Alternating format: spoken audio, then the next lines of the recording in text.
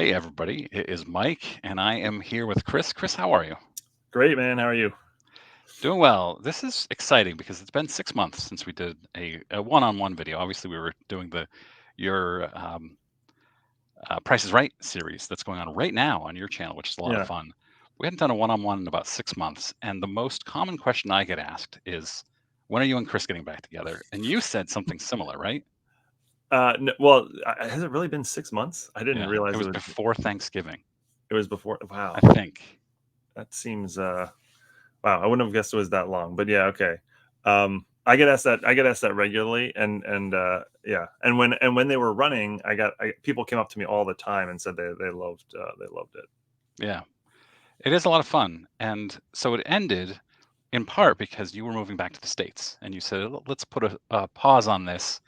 And then in like February, we'll get back together." But I was also, I had some personal things and recording. I haven't done any interviews at all Yeah, since that time as well. And I love doing interviews with people in the hobby. And I was enjoying not doing things in the evening for a while. yeah. But now we're back. As Stringer Bell would say, I want you to. If did you watch The Wire? You must have. You're from. I have not watched The Wire, which I know. I know. Sorry, man. My bad. Okay, well, my joke is lost on you, but Yeah, hopefully the viewers will get it. yeah. So we're here to talk about four hobby things. I have four hobby questions for you. You have four hobby questions for me, and then we'll discuss them. Yeah. Yeah, and this was a. I went on Dr. Beckett's podcast recently, and this is kind of what he does with new guests. He calls it dueling questions, and I thought it was a really cool idea. You just each bring a few questions, and then you kind of go back and forth. So I thought that'd be a fun thing to do. Yeah. Love it. As the guest, I'll let you go first. Okay. So I asked the question first. Yeah. Okay. So first question. I'm sure you've told this on your channel. I've never heard, or maybe you haven't. So what's like the origin story behind your channel? Starting your channel, like why did you start?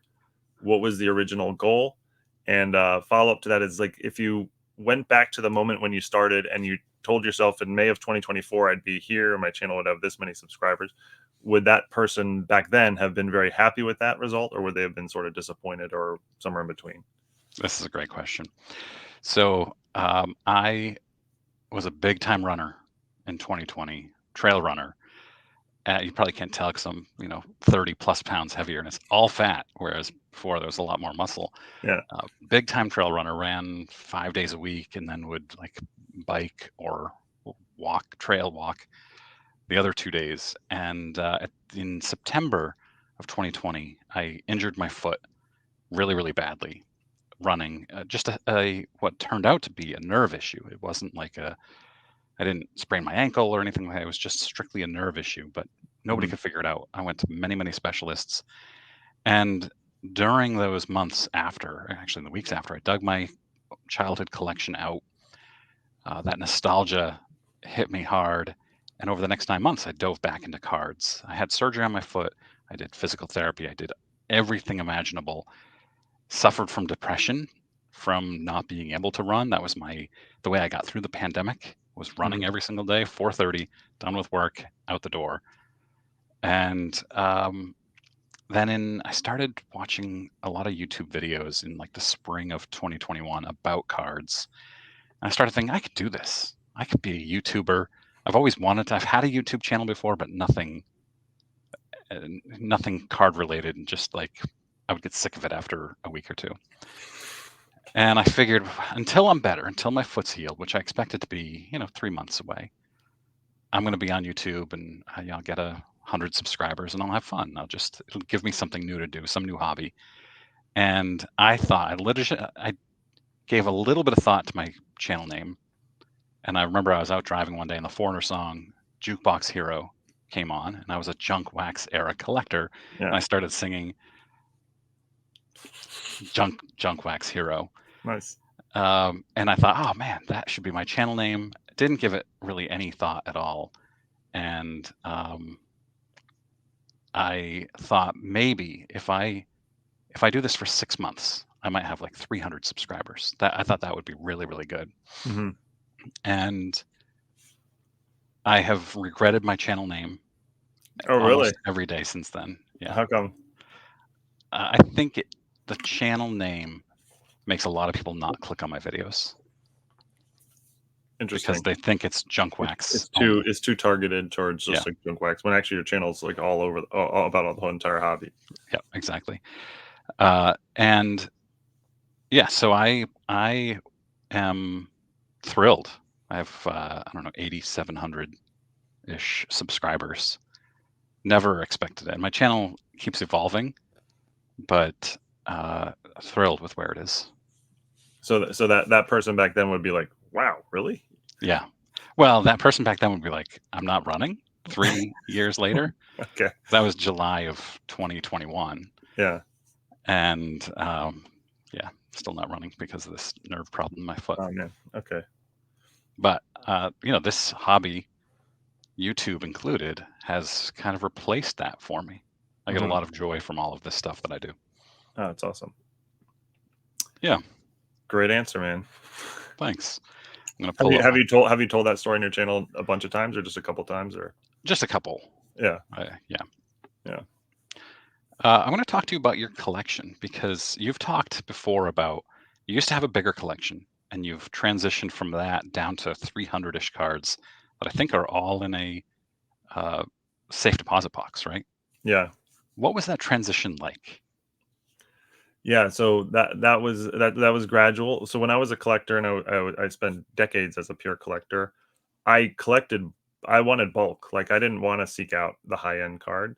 I wanted as many Cal Ripken cards as I could have, and I had at one point I had certainly 10,000. I don't know, literally 10,000 Cal Ripken cards, and I would have 300 copies of his 91 Upper Deck, and um, I just accumulated over 20 years every Cal Ripken card that I could ever have. And at some point, you just sort of slowly evolve from like I've got too many cards that are that I never look at. I mean, I'm never going to go through these 91 Upper Deck Cal Ripkins and go through every one and look at them. And then when I became a dealer, as a dealer, you deal in so many cards as is. So it's not like you ever need to have cards. So I just over time it shrunk and shrunk and shrunk, and I was like, do I really need to keep this? I'll probably get it again at some point. And so I started only really keeping the cards that I thought I would not be able to replace and mattered to me. And so over time it's shrunk down to about 300 or so. And even some of those like it might shrink even further, but that's where it is now. Yeah. And you're happy with where your collection is. Yeah, I love my. I mean, like it's hard to me to. It's hard for as a dealer to explain to people who don't deal. Like for me, I'm the same as I was as a collector. I just don't need to keep the cards. I just don't have the need to keep the cards. So I still get to buy cards. I still get to play with cards. I still get to sort cards. I still get to grade cards. I still get to do all the fun stuff that I always valued about collecting. I still get to do it all. I just don't need to keep them. That's really the only difference. So, uh, yeah, I don't know if that makes sense. Yeah, it totally makes sense. I get it because I had for the first like 2 years of getting back, 2.5 years of getting back into the hobby, I had a lot of like $1 to $10 cards Yeah, and they would just go in a box and I would never see them again. And then I yeah, bought like a $200 card and I would look at it and I displayed it and I had it out and I could easily show somebody and people would be like, wow. And the more bigger cards I bought, the more I realized I don't get a whole lot of joy. There's certainly some smaller cards, but like a 1964 Ernie Banks card, I don't I like Ernie Banks, but do I need that? Do I get any joy from that card? I don't. I would from his rookie, which I really want, hmm but I decided to pare down my collection. And a year ago, I sold off a lot of cards, and then I've focused on bigger, more cards that provide me greater joy, I guess. yeah. Yeah, and I'll follow up by saying, yeah, my main business model is I buy personal collections where people are kind of, and 9 out of 10 of them are somebody's just accumulated too many cards and they literally say I never look at them. I have too many cards to ever look at. And so I think a lot of people would do better to sort of go away from quantity and then towards quality more. But yeah, but as a collector, I always wanted quantity because I like to sort. Like sorting was my favorite part. So the more cards you have, the more you get to sort. So Yeah. yeah, Yeah, I love the sorting too. Yeah. I'm actually going to Vermont this coming weekend to pick up a 7-tub collection Oh, nice. that the collector just wants to get rid of it. And he's like, I know most of it is junk, Yeah. but I also know that there are some gems in there, and he doesn't have time to go through it. I think he's not the collector. I think he inherited it, and he's like, just come pick it up. And I was like, it's gonna be all junk, but it'll be a blast. Yeah, yeah, right. Those are the most fun. Yeah, 7 tubs. Yeah, 7 tubs. There you Yeah. go. So we were already planning a trip to Vermont in July, and we just moved it up by 5 or 6 weeks. Okay. Yeah, nice. All right. You ready for your next question? Yep. All right. If you could be a kid today, do you think you would enjoy the hobby more as it is today, or more as it was back in the late '80s? Wow. That's a really good question. Uh, I think I think probably so I'm trying to separate my nostalgia from this. Yeah. Yeah, yeah, yeah, you have to. It's so expensive now. It's so difficult. I think I would have a lot of FOMO. I wouldn't be able to afford think about the way how much money my family had when I was a kid, which was not much. Mhm. I would only be able to buy like the absolute cheapest. Probably wouldn't be able to ever buy any packs of Yeah, cards, right. cheapest. And then I would be looking at the more expensive ones, and I'd have a lot of FOMO. I really loved collecting when I was a kid. Like there was no downside to it for me. There was nothing bad about it. And I feel like there's a lot bad nowadays. That's feels far more like gambling if you're buying packs, which is what I would definitely want to do if I were a kid. Mhm. And retail is such a bad gamble now. Yeah. Ah, that's such a good answer. There was no downside. Yeah, there was none. Yeah. You would buy a pack for just 50 looking at cents. yeah, I was just looking at 1987 Topps packs, which were my jam, and they were 69 cents. Yeah. And so if you didn't pull a McGuire or a Bonds, you put the rest of the cards in your binder and you work towards a set. Yeah. You didn't open a pack and then just throw away all the cards, which a lot of people do now. Yeah. No, you never did that back then. No. No. Yeah. Or you invest in your like some prospect Ben McDonald and you way overpay. You pay $3 for his Yes. rookie. Okay, and he busts and you're out $3. Whereas today you can't. Todd Van Poppel, Kevin Oh, Moss. yeah, yeah. That's a great answer. Yeah, I was I think I would agree with you. The only thing I would say is like the options for buying and selling are so much better today. Like I would have loved COMC today.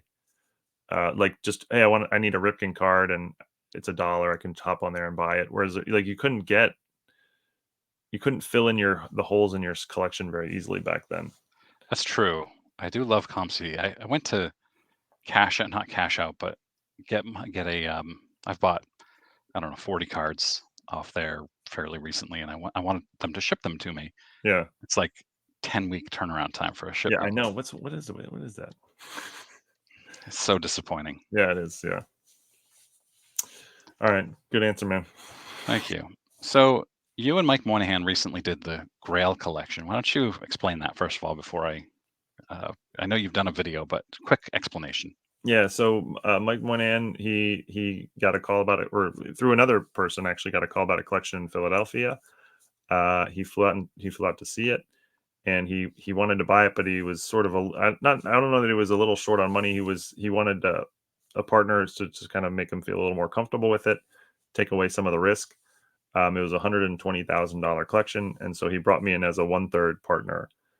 So he went in at 80,000. I put it at 40,000. We bought the collection, and essentially, I own 1/3 of the cards. He owns 2/3 of the cards. It's more complicated than that, but that's essentially the breakdown. And it was purchased with a profit in mind. Although both of us are keeping a lot of cards because there's a lot of great stuff. Perfect segue. Yeah, So you've sold a lot of cards out of there. Is there a yeah. card that you sold that you now regret selling? Because that collection is staggering in its scope and high value cards. Are there Yeah. any cards that you've sold that you now think, man, I wish I had kept that for myself? Well, there, no. I mean, yes and no, because there were a lot of cards I would have wanted to keep, but if I had, we would have we wouldn't have any profit, and we both needed to at least make our money back, or and so we kind of couldn't. So no, because I knew from the jump, I sort of understood the plan. I kept 3 or 4 big money cards, which is what I understood I was going to get basically on day one. So in terms of like regret, no. But yeah, in a perfect world, if I would, if we if we were stupid rich, yeah, we would have kept a lot more of the cards. If that Yeah. makes sense. Have you shared the 3 or 4 big money cards that you kept? Maybe. No. So well, no, I have not. Well, one was in the reveal video, or the first video he did. I kept the most expensive card in the collection, which was a Gaudy Ruth SGC 5. Uh, That went to me, and that was yeah, that's the big money card that I kept. Sorry, an SGC 4.5. Then it's yeah, pretty good. it's pretty That's good. a big boy card. It's a big boy card. Yeah, Yeah. it's up there with the most expensive cards I've ever owned. So Yeah. Well, I bought a card from the Grail collection, which I will reveal in a video probably Tuesday of this week, yeah. which I'm really excited about. Um, yeah, it's now my second favorite card in my collection. Oh, really nice. Oh, okay, nice. It's a beauty. It's a beauty. Yeah. Yeah. Okay. All right. Thanks. Oh, well, that actually is a good segue to my next question, which was by accident. All right, your house is burning down, and you only have time to save 3 cards from your collection. What are they? So the page is one. Oh no! Oh no! Did I just blow that? Sorry. That's okay. I actually put it in my newsletter for tomorrow. I Okay, gave a preview, so okay, this will air Monday. If anybody's reading my newsletter, they'll see because I always give a little preview of my big pickups in okay. my I was gonna newsletter. say, can you edit that out or no? Yeah, I'm not going to. Okay, Yes, so the page, but nobody knows which page. okay. Uh, my Ted Williams and my Ken Griffey Jr. '89 Upper Deck autograph. The PSA eight 8 card 10 auto. yeah. Okay, so that took no thought at all. That's an easy 1, 2, 3. Yeah, and I have a fireproof safe, and I always thought, well, I'll just keep them in a safe, and if my house were burning down, it wouldn't be a problem. But turns out they're only fireproof for documents, and plastic's going to melt. Who knew? Oh, really? Yeah. So if I were to take them out of the slabs, they'd be less prone to fire, in theory. Yeah, you can't do that. No, I wouldn't. Of course. Is there like a slab protect? I know there's like plastic clamshells, but can you like protect, like, I don't know, glass protection? I guess I wouldn't even do it. It would still be too hot. Yeah, I don't know. Yeah. Yeah, I'm surprised how quick that was, how easy that was. 1, 2, 3, boom. Didn't even have to think about it. Yeah, well, I don't have a lot of big high value cards, and the Ted Williams 48, 49 Leaf is now my second highest value, but it's my favorite card. Yeah. Um, I have maybe a dozen highish value cards. I'm just starting to, as I said, focus on those bigger cards. The rest of my collection is pretty replaceable. Yeah. Yeah. Yeah. The Griffey. That's a tough card. Yeah, I mean, it's tons of them autographed. It's high pop, but it's still my favorite. One of my. Well, no, but is it a high pop like in an 810? It's fairly high pop, I think. Yeah, it's like a $500 card, Yeah. Yeah. which for me is a pretty decent card. No, it's a cool card. That's Yeah. one of the great cards of all time. Yep. So, what's your plan for the national? You're going to be there, I assume. Yeah. Do you have a table, or are you just buying? Yeah. So Jeremy Donson, the guy I partner with many times, he has another partner in Texas who has I think 4 booths, and he gave Jeremy and I 2 of them. So Jeremy and I are going to be there with 2 booths, or yeah. And Jeremy is starting an auction house, so we're going to be promoting that with one of the booths, and then the other booth will be selling a few things, but mainly set up to buy. And that's usually my goal at shows, is to go there to buy. So yeah, I'll mention on my channel, hey, come sell us cards at the show, and we'll yeah be there mainly to buy. That's usually my goal at the National is to buy. Did you just say that you and Jeremy are starting an auction house? He's starting an auction He house. he He is. is. Okay. Yeah, yeah. Cards only? Cards and comics. Yeah, Ah, yeah. cool. It's actually going to be called CIA, which stands for Collector Investor Auctions, and the name is inspired by my channel, of course. That's Yeah, awesome. yeah, Very cool. yeah. When is that? Is that rolling out this summer? He just did the beta test, and he wants to start he wants the first one to be in June, which I think he's on target to do. Wow, very cool. Yeah. I heard a rumor that the National is cracking down on dealers subletting their tables, their booths. Yeah. Well, no, dealers are not allowed to sell to other. I mean, he's not selling to us. He's just sort of he's got four, and he's giving us two. I mean, we're all Gotcha. there together as a group, basically. Gotcha. That makes sense. Good. But yeah, the National no longer allows you to sell your booth, because they were selling it for like $10,000 of. I mean, it was like ridiculous prices. Um, and yeah, so that's been they've shut down that. That's crazy. Yeah, So you'll be in your booth. yeah, Okay. I'll stop by. yeah. Definitely stop by, hang out for a while.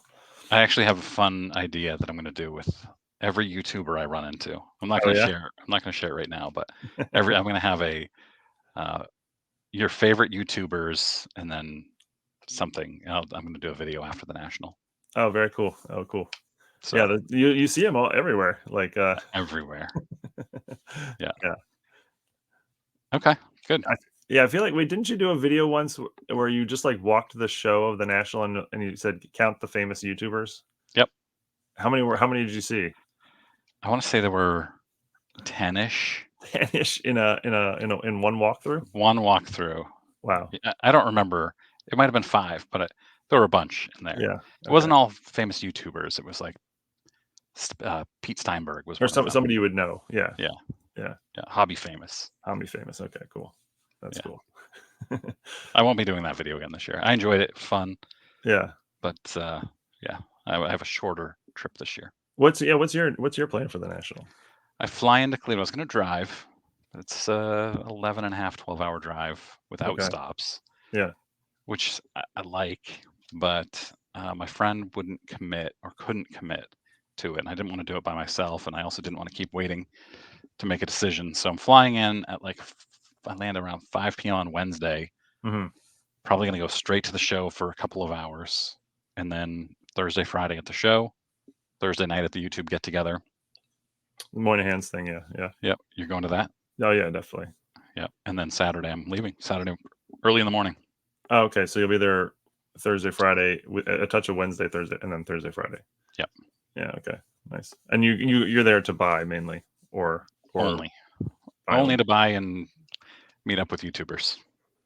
I and wouldn't go if I wouldn't go if network. I wouldn't go if it weren't for the YouTube get together, honestly. Oh, really? Really? Yeah. Yeah. That was so fun. That was so fun last year. Yeah. Yeah. The YouTube get together and just talking to all these guys I've become friends with through YouTube. Yeah. That's the best part. Yeah. And so I go because of that. And then I also buy some cool cards. Nice. Nice. Okay. Yeah. Cool. All right. You ready? Wait, is my turn to ask you? Your turn. All right. Then this is the last question. Yep. All right. How many hours a week on average do you spend on cards? So that includes searching eBay, doing your YouTube videos, doing your newsletter, sorting, sending to people, whatever you do, all hours a week on average. And follow up to that, in like an ideal world where you're living your absolutely perfect life, would that number be higher or lower? Or what would the ideal number be? Sure. I spend my typical guess just on YouTube. I'm going to break this down by type of time. Just Yeah. on YouTube is about 5 hours a week. I do. That's it. 5 hours a week? Yep. I do Nice. 4 to 5 videos per week. Yeah.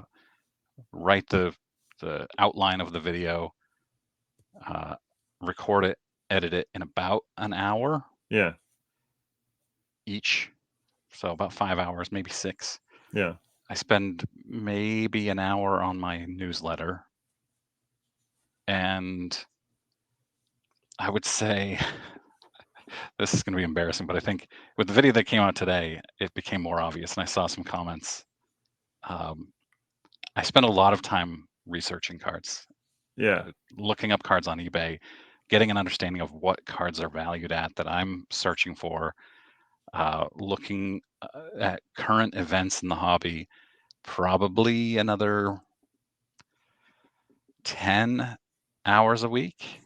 Wait, quick pause. Is that because are you doing that because you enjoy it, or you want to be more knowledgeable for your channel, or because you're or what? Both. Both. I love Okay. it, and that's why I do my channel. Yeah. Yeah. Yeah. Yeah. Um, I'll sit and I'll watch a Celtics game, and I'm Yeah. checking Twitter. I don't have a whole lot of time to watch YouTube because Yeah. I'm hanging out with my wife watching the Celtics or the Red Sox, or we're having dinner. I never have my phone at dinner time. Um, I watch Sports Center every morning. I'm the only one up in the morning, but I'm also checking what's happening with in the card world or looking up comps on Yeah. cards I like. Okay. So 5-ish hours for YouTube, 1 hour for the newsletter, 10-ish hours research.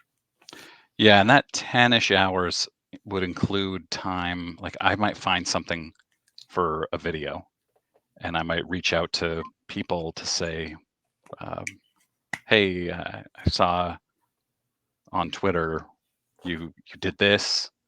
Do you can you add anything to it?" Like I'm researching one right now for a big video coming up, and I reached out to the person who found a big card, and they have now sent me some details, and we're just emailing back and forth. Yeah. Okay. But I Gotcha. don't consider that as part of the prep for the video. Yeah. It's just part of that extra stuff. Sure. Okay. So 15, 16 hours. Is there another category? No, I would say 15 to 20 15 to 20. Yeah. Okay. hours a week. Yeah. So 15 to 20, and that Nobody obviously nobody that tell my boss. I don't spend any work time on cards. okay. But okay, 15 to 20, that's an average, and I'm sure it goes up and down, but on average 15 to 20.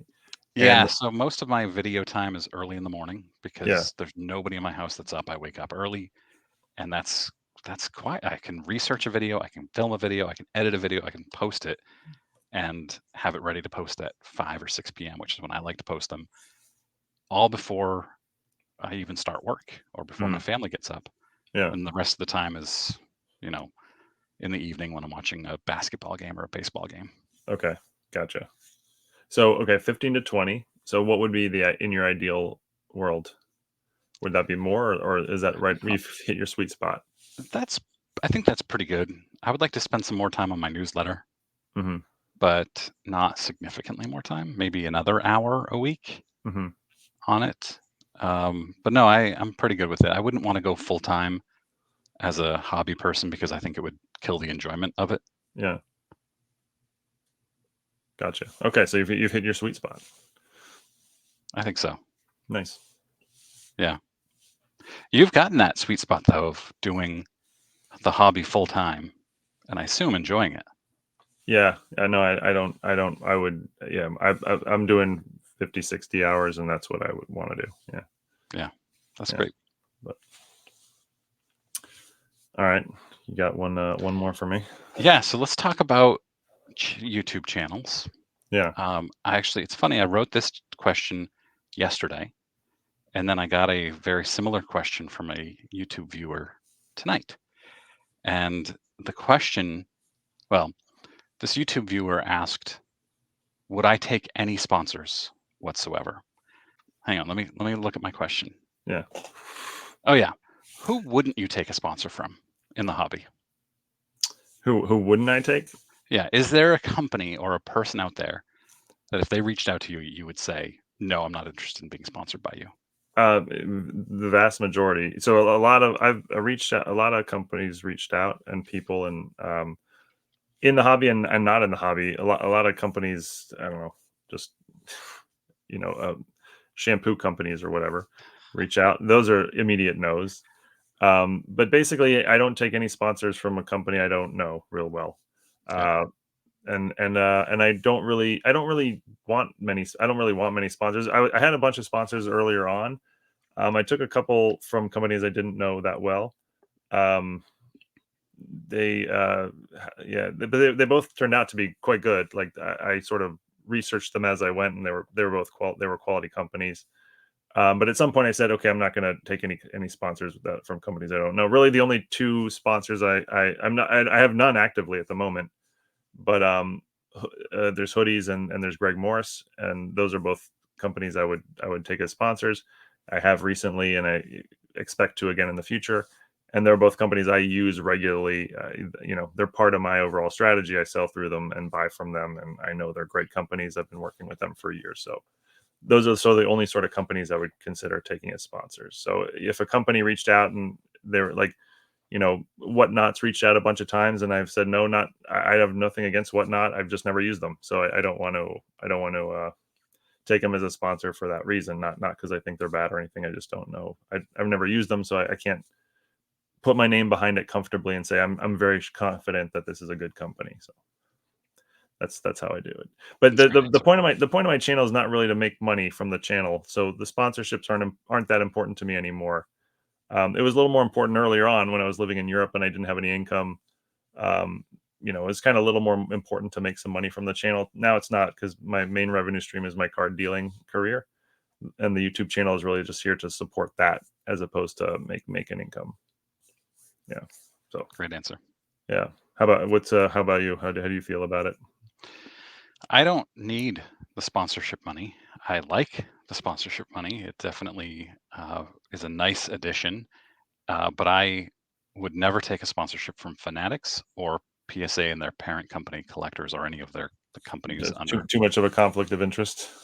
Yeah, I like criticizing them. It is Most- fun. and I would feel conflicted. I think I've had a lot of different companies in the hobby reach out to me. The vast majority of them, I say no, thank you. Yeah. Um, one of them, right up front, said I would have to sign a non-disparagement clause, and I was like, no, I won't sign that. And so now I have sponsors, and they are aware that if they do anything shady, I will Call them on cancel it. Oh, cancel our.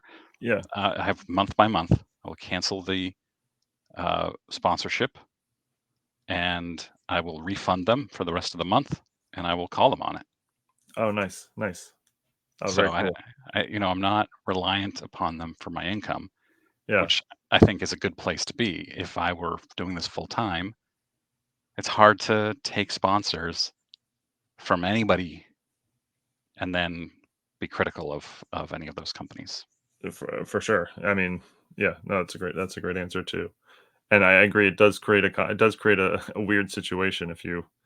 Yeah, I've never been in that situation, fortunately. I imagine one day I might, but hopefully not. But yeah. Yeah. And to be clear, PSA or Collectors and Fanatics have never reached out to me to sponsor me, but they are the two that I would definitely say no thank you to. Yeah. Yeah. And Okay. others I've considered, other Is companies. there is there is there is there is there a big enough money bag that where you'd consider it? No, No, yeah, no. That's a yeah, really good question, but no. I yeah, I really, really enjoy doing YouTube the way I do it, yeah, yeah, and I would get less enjoyment out of it, and it yeah. would just be for the money and not for the joy of it, And if I it really would did want. become more of a job. Exactly. I had a sponsor over a year ago that felt like a job, and I Mhm. ended it after 2 months and said, "I don't wanna do this anymore," and I took a break for 9 months from sponsors, and until I had that balance to understand what I want and felt confident enough to tell potential sponsors, "This is how I operate, and this is if you wanna be part of it, great." And some didn't, and some did, so. Yeah. I always found the sponsor, like the whole sponsor thing on YouTube sports cards, very interesting because I don't know, it's very black. It's a very undefined, like what's okay. Um, and there's no rules. Like I didn't know. Like at some point, my channel was growing, and just a bunch of companies started reaching out to me, and I didn't even know. Like I just wasn't sure like what was okay, and I sort of had to figure it out myself. And at some point, you sort of establish your own moral rules or whatever. And but that takes a while. So yeah, it took a while for me. Yep. And it sounds like for you too. Yeah, absolutely. There should be some sort of advisor or mentor program for this type of thing for up and coming YouTubers. Yeah, good call. Yeah, good point. Yeah, It's not going to be me, no, but yeah, everybody wants something different from it, right? So what might be right for you might be different for me. What might be right for me be different for somebody else. I yeah, have for a sure. full-time job that supports my family. This is just a hobby, and if I can get some extra money from it, that's great. Right. But Yeah, I'm not living or dying by sponsorships. right. No, and like I said earlier, like I'm a good example of that. I've changed. At one point, yeah, the money was more important because I didn't have a notable income while living in Europe, but it's not anymore. So yeah, everyone's in a different spot. Yep. Yeah, Well, that's it. that's it. That was fun. Yeah, good questions. Yeah, You had some great answers. yeah, you too. Thanks. All right. Well, yeah. So this is going to go on your channel. We'll have to have you on my channel again somewhat soon. Maybe we can do I don't know, a baseball trivia or baseball Hall of Fame thing again. That was one of our big topics back in the day. Yeah, before you go, I actually have a Yeah. good one for you here. Yeah. Um, this is going to take a minute here Oh, because is it trivia? it is Uh trivia. Okay. I need to look it up because I got this ready months ago when we were still on regularly. Yeah. Okay, 1979, Fred Lynn finished fourth in the league in MVP voting. He led the league in WAR with 8.9. Mm-hmm. The MVP had a WAR of 3.7. In Who was it? '79 in the It's American 1970. League. Yep.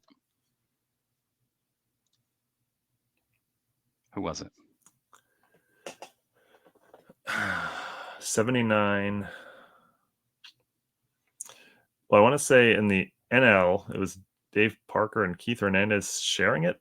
Is that You're close. Keith Hernandez and Willie Stargell. okay? Keith Hernandez and Willie Stargell sharing it in the AL. Is it a notable name And Stargell was so far behind Keith Hernandez, by the way, that year. that year? In every way imaginable, Did the except home runs. well, and the Home runs. Pirates won the World Series that year, maybe.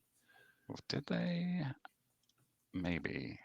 Well, okay, so That's yeah, pre-80 World Series, not my specialty. no,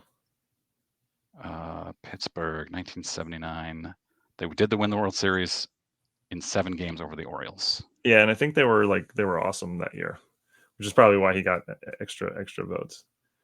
Yeah, they were 98 and 64. They won the NL East. Yeah, So I'll give you a little hint. I think my one major thing I remember about this player is that he has the all-time most hits by pitches. most hit by pitch as a Most batter. times hit by pitch. Yeah, Uh, okay, Don Baylor. that's right. Is that right? Yeah, Wow. Okay. yeah. So Don Baylor led league in runs and RBI, which of course were very important. Yeah, important stats back then. Yeah, 3.6 WAR to 8.9. yeah. Which of Wow. course WAR wasn't a stat No, and no. shouldn't be the way you judge an MVP. But Fred Lynn, 333 batting average, led the league. 423 on base percentage, which also was not a stat back then, led the majors. 637 slugging, and led the league in that, and OPS, of course. But because he only had 122 RBI to Don Baylor's 139, he finished in fourth. And then Ken Singleton finished What was the Ken Singleton? Wait, what was the home run total for each?